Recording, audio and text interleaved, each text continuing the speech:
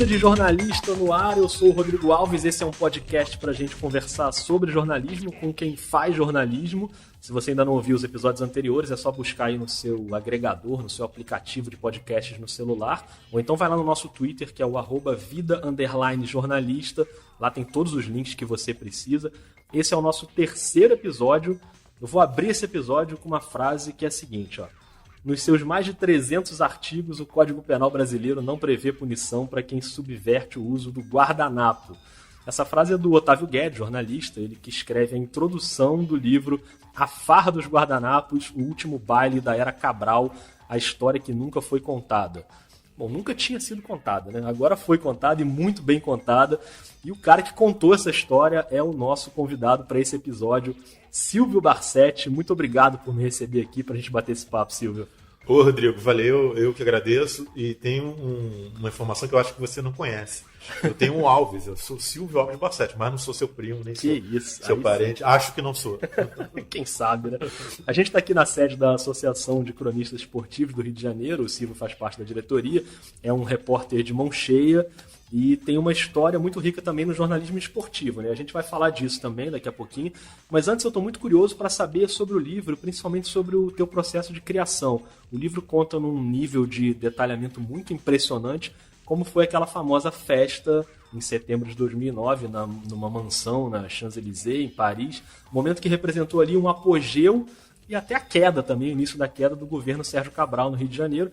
Foi uma festa super luxuosa que ficou muito conhecida por aquela cena dos aliados do Cabral ali se divertindo e bebendo e cantando e dançando com guardanapos amarrados na cabeça. Virou um símbolo até de um deboche daquele grupo ali que saqueou os cofres do Rio de Janeiro durante tanto tempo. Então, primeiro, Silvio, por que você resolveu revisitar esse evento uma década aí depois e quanto tempo levou esse processo todo aí para você?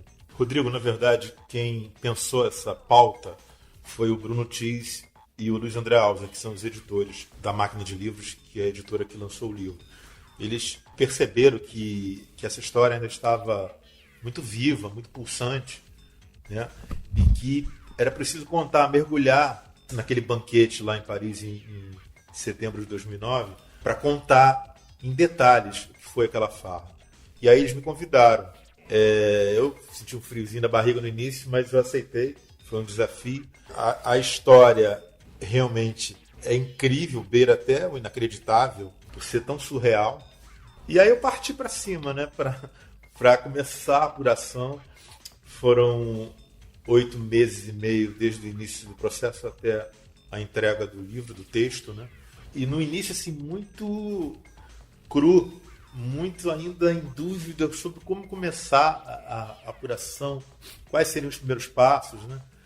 Então, conversando com o Bruno Tis e com o Luiz André Alves, a gente estabeleceu o seguinte: vamos fazer uma linha do tempo, né? Uma linha do tempo com os principais personagens. O principal personagem, claro, era o governador Sérgio Cabral, né, em 2009, do Rio de Janeiro. A partir daí começou a se desenhar uma estrutura pequena, né, mas uma estrutura. Naquele momento, em 2009, o Sérgio Cabral tinha-se uma popularidade, desfrutava de uma popularidade impressionante, mais de 80% de aprovação no estado do Rio, muito por causa do sucesso das unidades de pronto atendimento, as UPAs, né, e também das unidades de polícia pacificadoras, UPPs. O Rio de Janeiro tinha ganhado um ano antes o direito da Copa do Mundo. Por que eu digo Rio de Janeiro? Porque o Rio de Janeiro foi a capital da Copa do Mundo. Claro. Foi no Rio que ficou a sede da FIFA, né? E o Rio de Janeiro estava há 2 semanas e meia de ganhar o direito de sediar a Olimpíada. Tudo era a favor do Sérgio Cabral, né?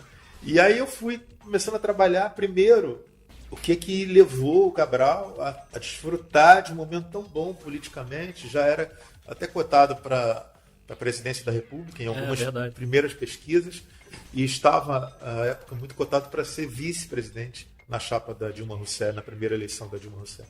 Esse foi o início do trabalho, né? De contextualizar aquele momento de 2009 e depois fui estabelecer o passo a passo da festa, da preparação, da lista de convidados, das viagens, da hospedagem lá em Paris, até propriamente chegar à festa e encerrando o livro pós-festa.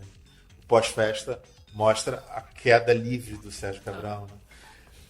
entrando mais assim na questão da apuração, o que era mais importante? Era entrevistar as pessoas que estiveram na festa. Então, quer dizer, isso foi um desafio muito grande, até porque boa parte dessas pessoas estava presa quando eu comecei a fazer o trabalho. Então já ficou uma coisa mais difícil, né? Metade que está presa. E outro grupo importante não quis falar de jeito nenhum. As pessoas querem se distanciar da festa, do banquete, que, como você falou, foi um dos endereços mais nobres do planeta, na Champs-Élysées, uma mansão que pertenceu a uma cortesã famosa na França no século XIX, que recebia a nata da sociedade francesa para orgias lá. Até o local é uma riqueza arquitetônica hoje da França. Fica mais ou menos 5 quarteirões do Arco do Triunfo. E ali foi o local da festa. Então, quer dizer, contar como é que esses grandes personagens do livro, como Sérgio Cabral, os secretários dele e alguns empresários, chegaram até aquele banquete naquele dia, de setembro de 2009, e o que aconteceu com eles depois. A dificuldade, como eu falei, foi de falar com quem estava na festa, né? É isso que eu imagino, porque para chegar no nível de detalhamento que você chegou, só conversando com quem esteve lá. A não sei que você mesmo tivesse estido lá, mas acho que você não frequentava o grupo do Cabral para estar nessa festa, para estar nessa lista de convidados. Eu vou ler, se você me permite, um paragrafinho aqui do início do livro, só para dar uma ideia do nível de detalhe. O livro é dividido em parágrafos bem curtos, né? 5 páginas, 10 páginas. A leitura fica muito agradável, assim, e rápida de ler. Eu li o livro em 1 dia e meio, 2 dias. Então tem um capítulo logo no início, 3º capítulo, que se chama Medalha no Peito, que começa assim, ó. O café da manhã no Le Bristol. E aí, Silvio, não sei se a minha pronúncia tá boa. Também não sei, já perguntei várias vezes qual era a pronúncia desse hotel. Ninguém me deu a pronúncia mais correta. Esse foi o hotel em que o Sérgio Cabral sempre fica hospedado. Ficava, né? O hotel que ele está hospedado hoje não é tão luxuoso quanto esse. O café da manhã no Le Bristol tem até uma cascata com suco de laranja que sobe por um aqueduto e sai da boca de um tigre. Não é isso que distingue o desjejum de Sérgio Cabral em 14 de setembro de 2009. Ele está relaxado no jardim interno do hotel, paparicado por um garçom, cuja missão ali é reabastecer a xícara de chá de 3 ou 4 hóspedes silenciosos. Em seu 4º dia na capital francesa, com os óculos na pontinha do nariz, Cabral lê alguns dos principais jornais da Europa. E aí, Silvio, lendo o livro, a gente fica pensando, caramba, como que o Silvio conseguiu chegar nesse nível de detalhe, de saber tudo que estava acontecendo não só na festa, e na festa o nível de detalhe é impressionante, parece que você está dentro da festa, né? As reportagens da época te ajudaram também, além das entrevistas, como é que foi? Ajudaram. Várias reportagens da época ajudaram, mas elas representam talvez 30% do que está no livro, 25%, 30%. Ajudaram bastante. E quem ajudou, evidentemente, foi quem estava lá, né?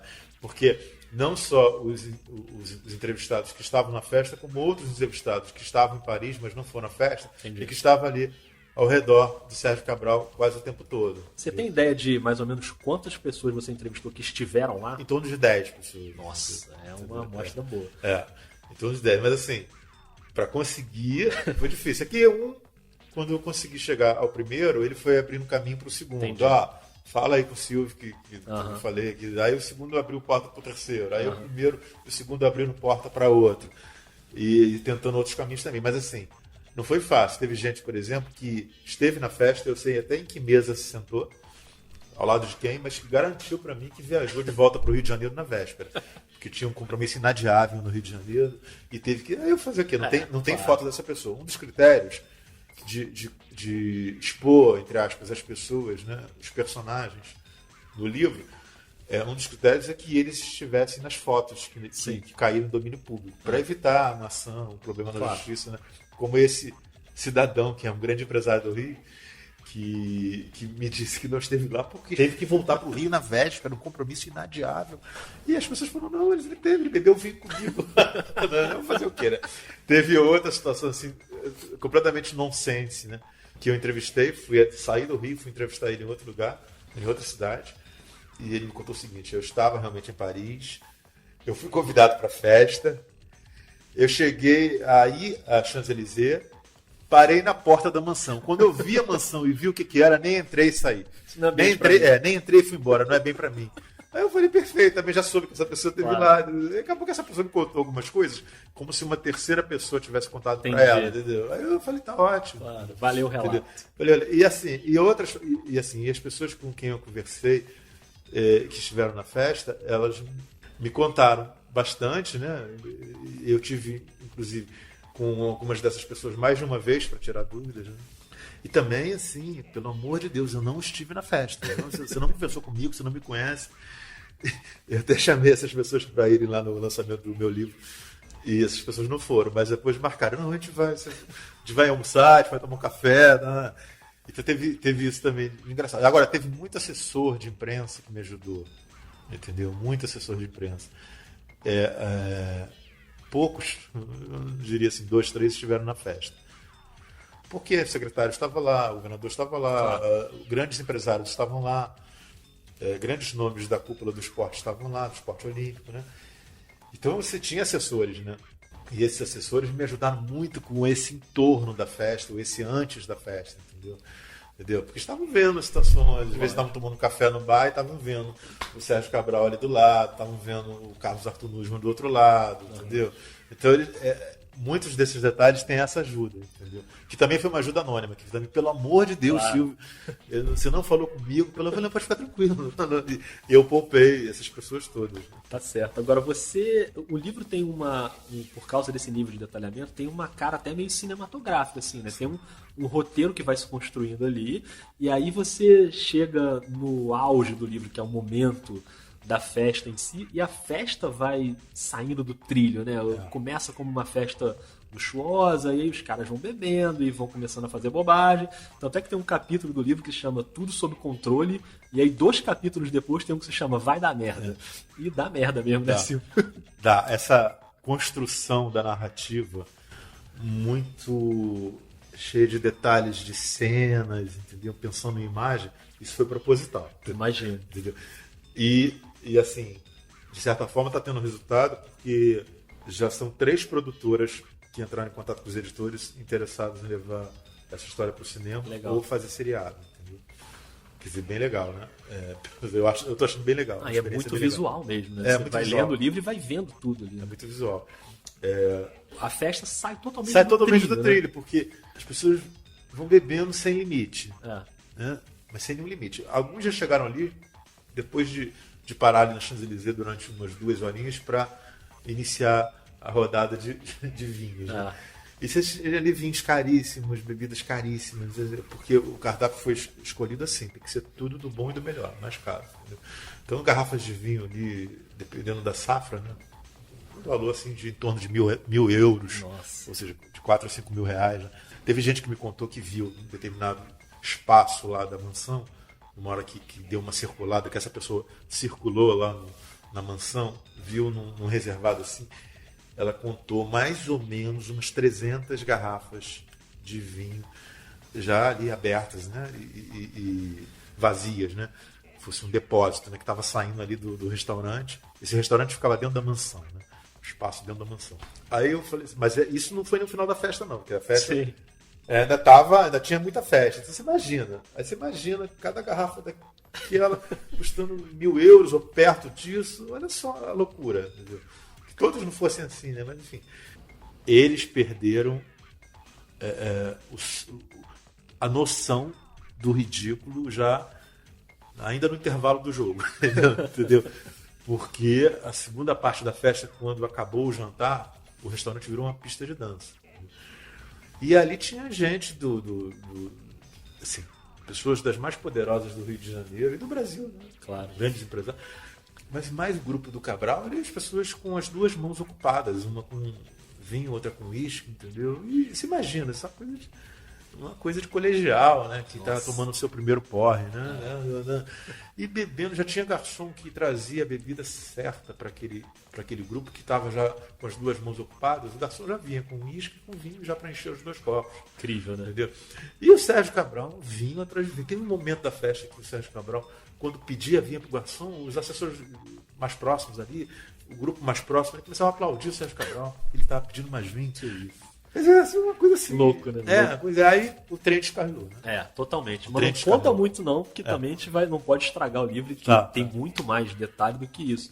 E o livro tem várias fotos, né, do episódio. E é curiosa a política, né? Porque essas fotos vieram à tona pelas mãos de um outro ex-governador do Rio, que também foi preso, que é o Antony Garotinho, que publicou no blog dele, né, essas fotos. Ele publicou no blog dele em 2012. E o curioso é que essas fotos não têm autoria pública, né? Ninguém quis assumir a autoria dessas fotos. Então... Mas o livro dá uma pista de quem fez, né? Ali. Tem uma pista, mas assim, a gente ficou na dúvida da publicação, mas houve consulta jurídica, né? Se haveria algum problema, não haveria, não haverá. Essa foi a resposta, porque elas caíram em domínio público, essas fotos. Sim. Né? Uhum. E aí, como é que elas chegaram ao Garotinho? Eu apresento as versões ali que eu pude apurar. Né?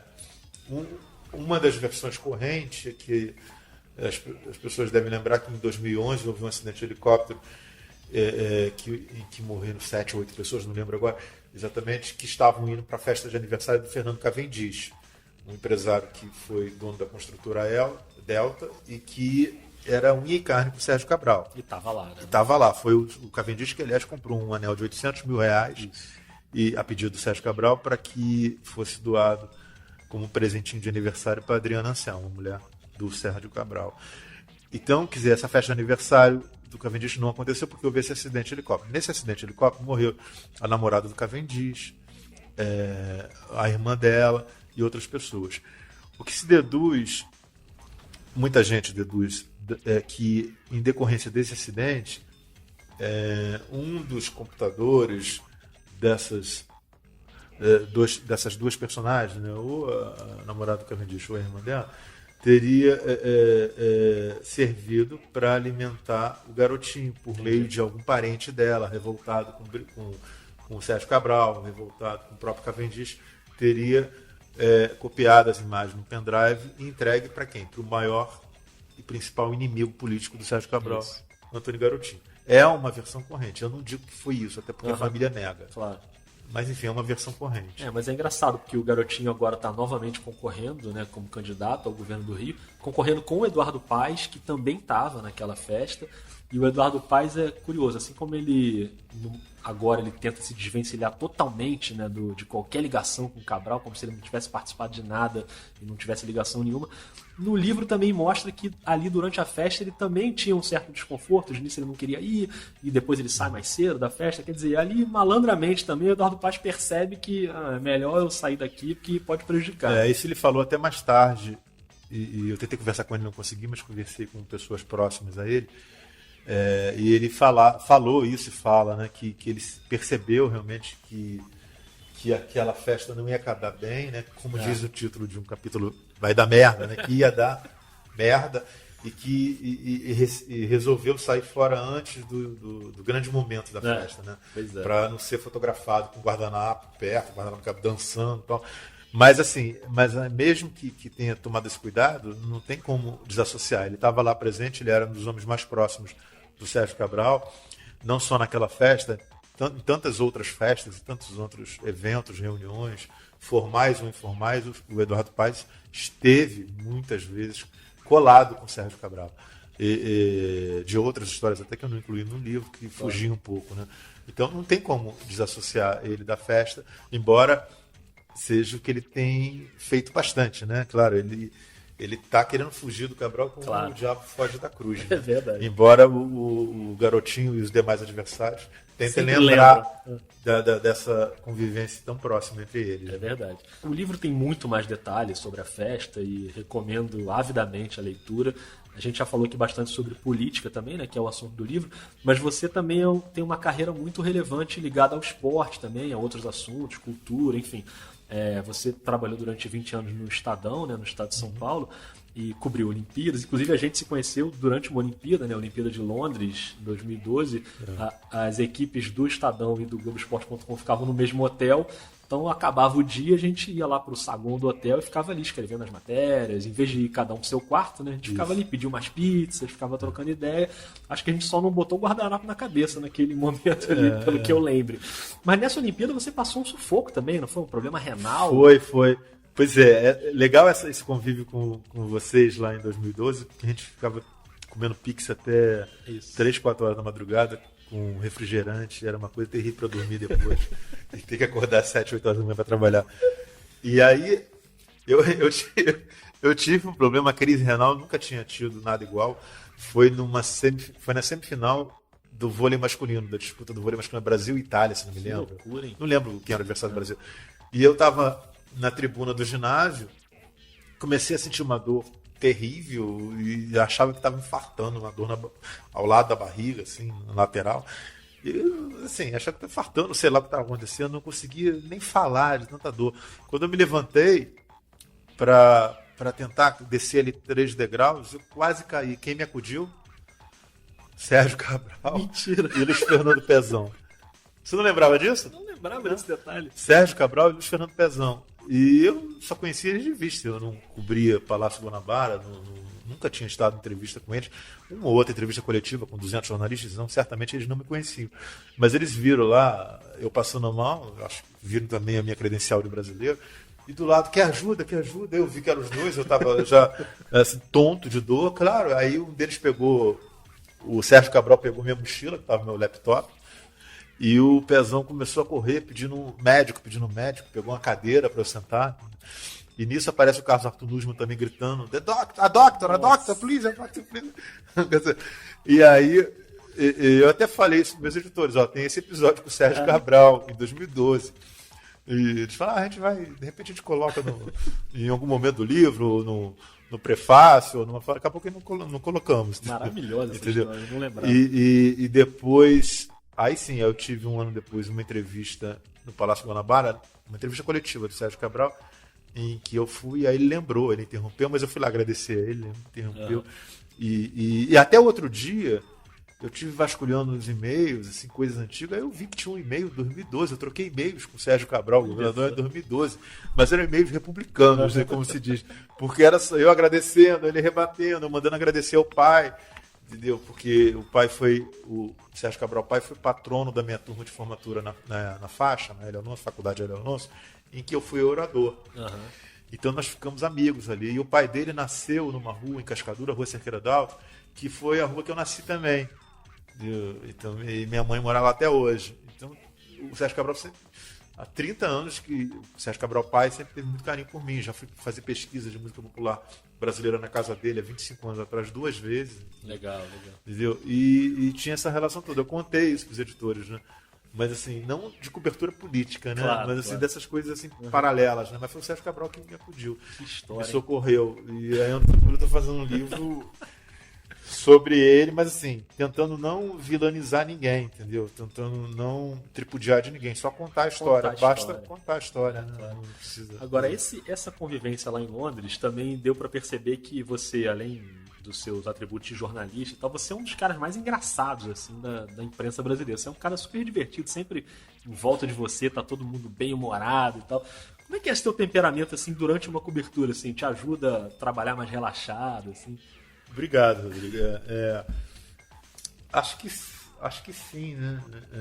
Para de repente botar para fora a tensão de uma cobertura em que as pessoas insanas te pedem para você fazer impossível, né? Gravar áudio, gravar vídeo, fazer entrevista de manhã, fazer um texto de tarde, refazer o texto de noite, mandar flash durante o dia, escrever pro blog. Você fica enlouquecido, né? Isso é uma coisa de louco, né? São colegas insanos, né? Fazem isso. São colegas insanos. Gosto deles, continuo gostando, mas tem um pouco de insanidade nisso. Né? E a gente acaba tendo dor renal, né? Crise renal e outras coisas. Agora, realmente, essa questão do bom humor, tenho, né? Talvez isso tenha sido um dos critérios pelos quais eu fui escolhido para escrever esse livro. Que tinha que ter um pouco de bom humor, né? Embora isso reflita uma tragédia social, mas é tão inacreditável que chega a ser risível. É surreal. É surreal, uma outra situação ali. E assim, esse bom humor, ele me ajudou bastante, muitas vezes, em entrevistas, mas também, às vezes também cria barreiras, né? Mas quando você vai incomodar um entrevistado com alguma pergunta que ele não queira ouvir, né? Então cria também dificuldades. Isso no mundo do esporte aconteceu bastantes vezes, né? E ainda acontece hoje com mais frequência até, principalmente na cobertura da CBF. Você na cobertura de seleção, em coletivas de CBF e tal, você não é conhecido por fazer as perguntas mais agradáveis que os caras querem ouvir, né? Você sempre dá uma cutucada, inclusive estava até lembrando sobre isso numa conversa antes de marcar a entrevista contigo. Eu estava conversando com a Amanda Romanelli, que trabalhou contigo. Grande Amanda, adoro a Amanda Romanelli, trabalhou no Estadão comigo vários anos. Um beijo pra Amanda, e ela ficou lembrando histórias tuas quando eu falei que ia te entrevistar. A Amanda também teve um problema renal na Olimpíada, né? Ela teve uma... Não sei se foi em 2012, foi naquela Olimpíada também? Acho que foi, naquela também, que é surreal, né? A estatística curiosa. Só um complemento com relação a essa crise renal. Eu fui internado lá no Hospital Real de Londres. Quem está ouvindo a gente não pense que eu sou melhor que ninguém, né? Porque a gente, como credenciado pelo Comitê Olímpico Internacional, a gente passa a ter algumas regalias, só aqueles dias. Depois que acaba a Olimpíada, você volta para o mundo real. Aí vai buscar o hospital público no Rio de Janeiro mesmo. Mas lá em Londres eu fiquei no Hospital Real por 2 dias, ou 1 dia e meio. E nesse 1 dia e meio eu fui visitado por 7 médicos diferentes. Sério? 7 médicos diferentes. Acho que uma pessoa que está internada no Hospital Público do Rio de Janeiro para ser visitada por 7 médicos diferentes vai demorar uns 3 anos. Né? Para ir um médico já demora. Para ir um médico já deve demorar uns 6 meses.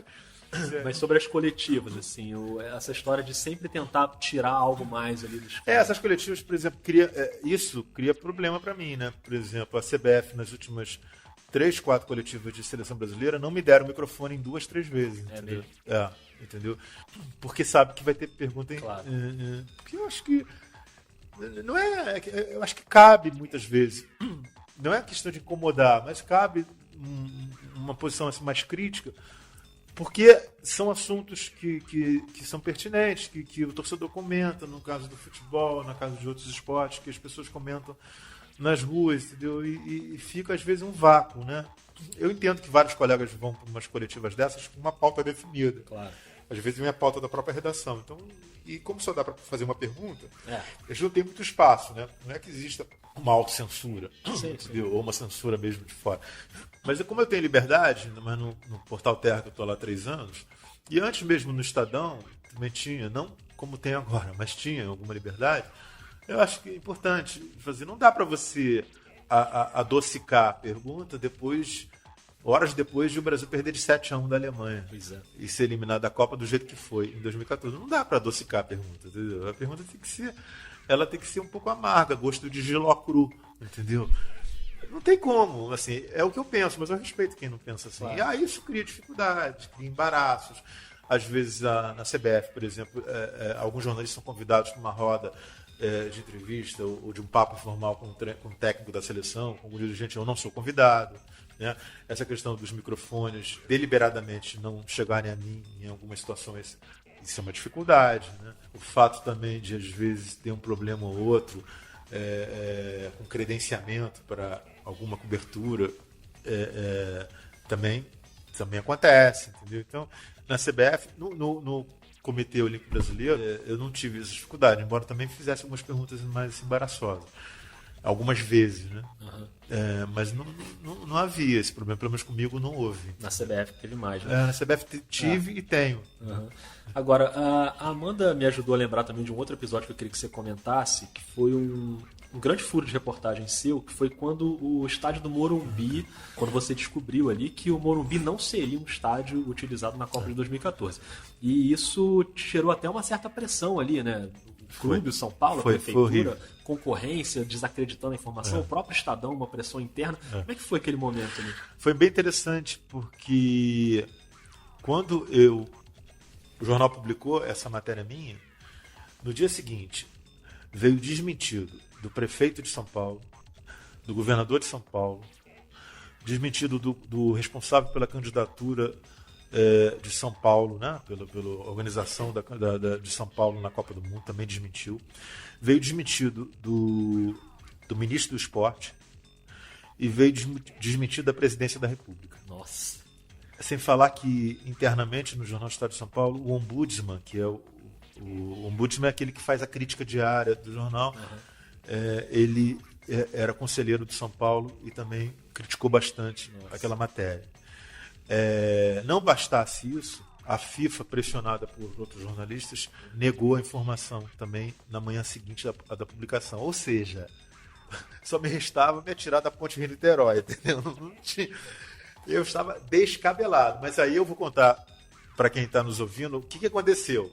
O Ricardo Teixeira, então presidente da CBF, já vinha sinalizando em conversas comigo e com outros da imprensa que a situação do Morumbi estava ficando difícil.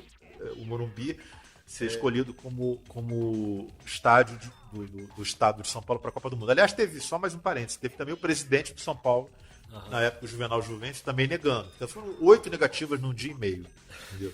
E só eu bancando, e na época o meu editor de esporte do Estadão, Eduardo Maluf, bancando também. E aí outras pessoas do jornal também. Claro. Justiça seja feita. Marcelo Beraba, que tinha um cargo importante lá em São Paulo, também bancava essa informação. E aí o Ricardo Teixeira vinha sinalizando que estava difícil. Num dado momento, porque ele dizia o seguinte, que o argumento dele, isso em off, né, quando ele falava comigo era em off, isso, mas isso já ficou há muito tempo, era que o que o São Paulo estava querendo era o São Paulo estava embromando, não estava acatando as orientações da FIFA para fazer intervenções no estádio, e estava esticando a corda para, no finalzinho do jogo, receber verba pública para fazer aquilo. Entendi. Então, era o argumento do Ricardo Teixeira.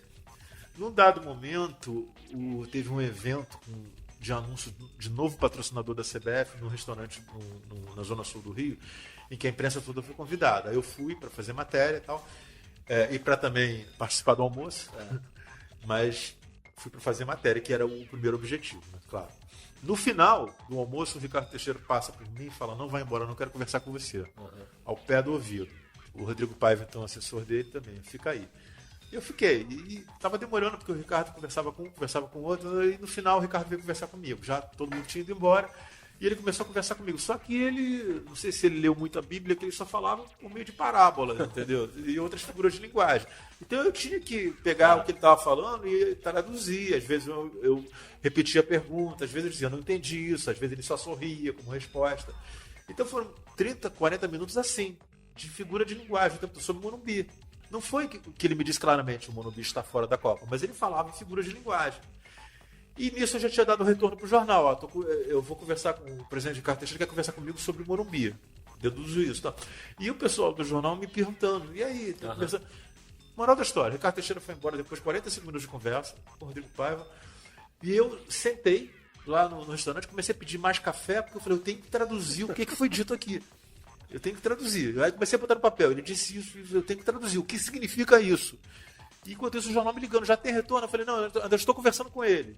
Eu fiquei mais ou menos, Rodrigo, 1h30. Sério? 2 horas pós-conversa com o Ricardo Teixeira, tentando traduzir a conversa. Até que eu concluí e falei assim: ele está me dizendo que o Morumbi está fora da Copa. Liguei pro jornal e falei: ele me disse que o Morumbi está fora da Copa, mas não me falou o Morumbi está fora da Copa. Falou isso em outros termos. Então, o Eduardo Maluf bancou.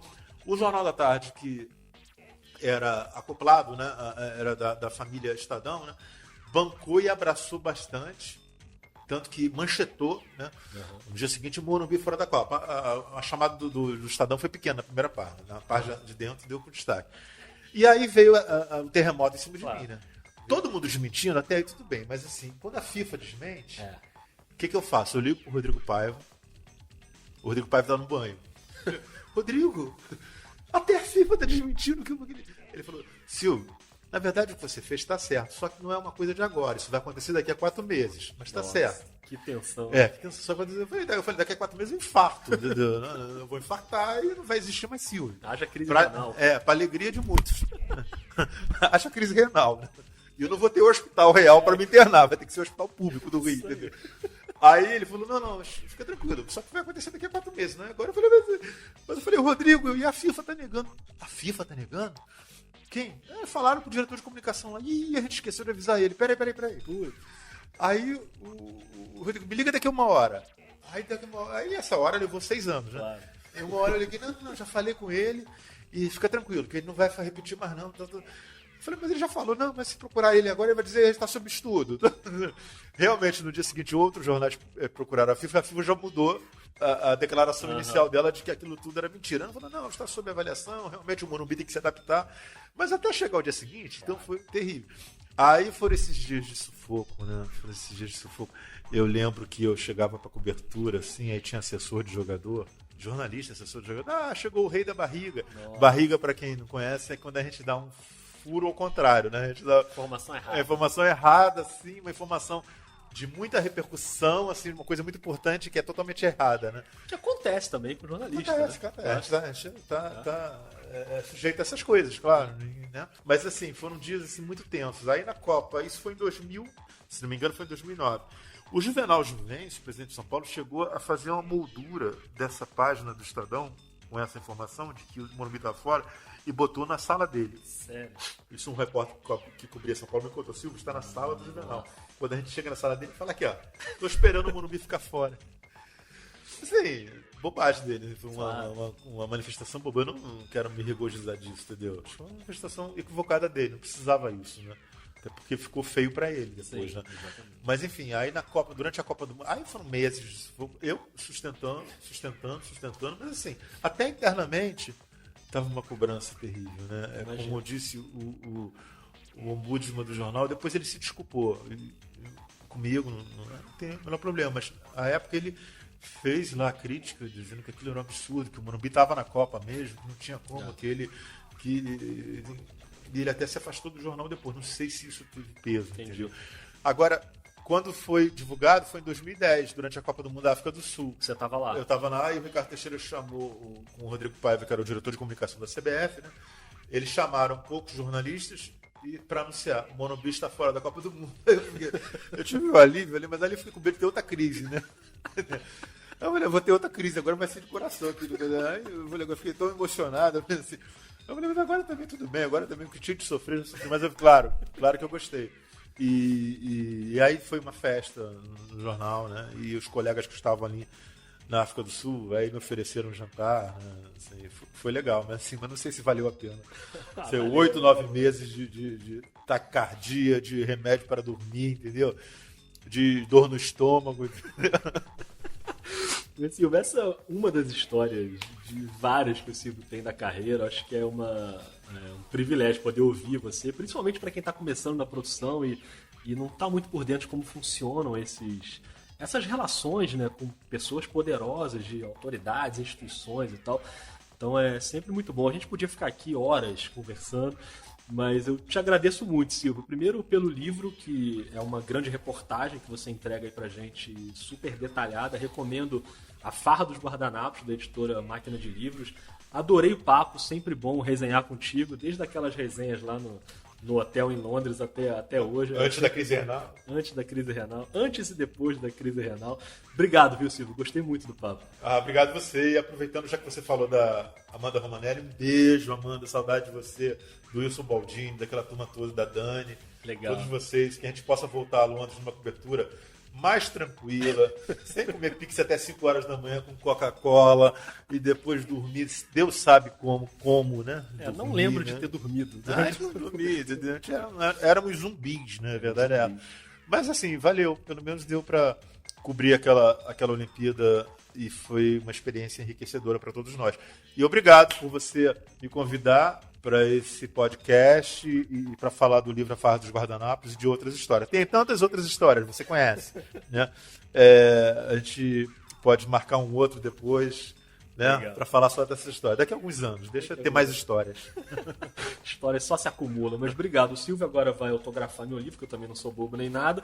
E a gente encerra aqui esse episódio do Vida de Jornalista. Os episódios anteriores, com o Bernardo Melo Franco, colunista do Jornal Globo, e com a Luciana Barreto, âncora da TV Brasil, você encontra aí no seu aplicativo de podcasts e segue a gente lá no Twitter também, no @vida_jornalista, para ficar por dentro dos próximos episódios.